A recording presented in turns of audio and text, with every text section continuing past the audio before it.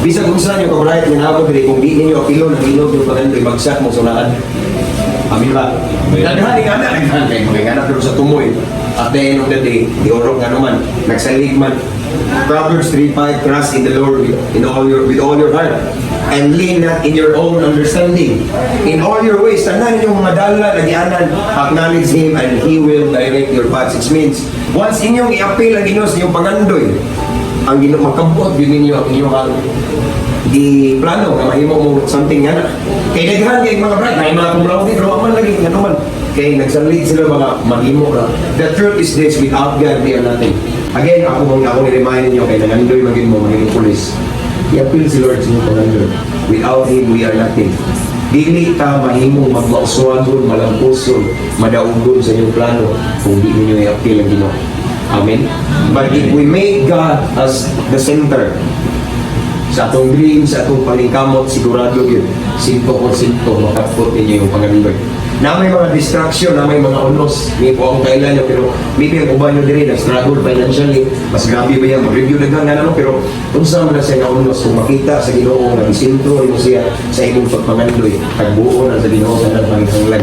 Magkita siya mga tao as instrument para to provide your needs. But as long as we make God as the center of our dreams, tanda na itong pangandoy, sigurado nga, tagbuon sa niya ang atong Panginoon. Dili lang Panginoon, bisan po tagbuon niya, yung mga hagbong mo, yung exam. Bisa jangan ako pasal. Di exam, board exam. Amen. Pasal yun, tanong, have faith, no? Nindot ka bakit ang Ginoo.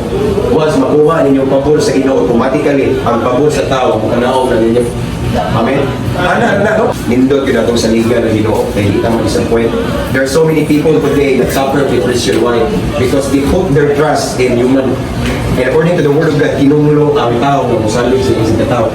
Naman may gisaligan karon sa inyong tuition, kung saan na masaligi yun ang source, the very source si Lord. Amen? The blesser. And then makita ni Lord nga grabe yun, yung anak ko, nalikamot sa pag-school mo, hindi gusto mapulis niya. Nagsalig na ko in everything they do, yung ginawa. Bisintro ko, sige, i-bless di ka. Sige, papasan ko di ka. Ihanay sa Ginoo ang atong ugma. Basta makita sa Ginoo nga sa atong pagpalingkamot, isintro na ito ang Ginoo. Amen?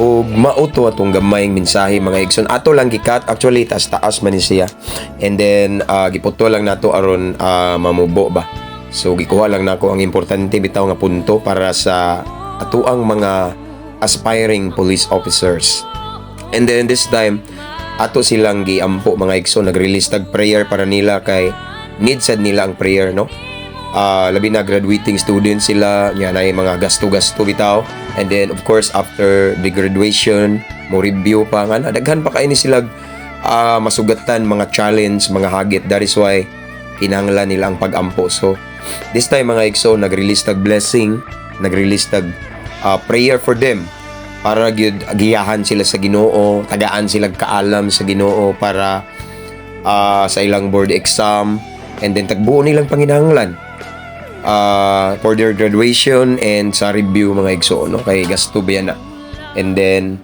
ato sang gipray ani og apil ilang family no nga tagbuon ang panginahanglan para naapoy i-gasto para ni nga mga students unya ato sang giapil og pray mga igsoon nga mulampos gid sila what I mean is ang ilaha yung desire ang ilahang gusto sa ilang kasing-kasing i-grant yun ni Lord. So it's an honor for me nga mo lead og prayer nila.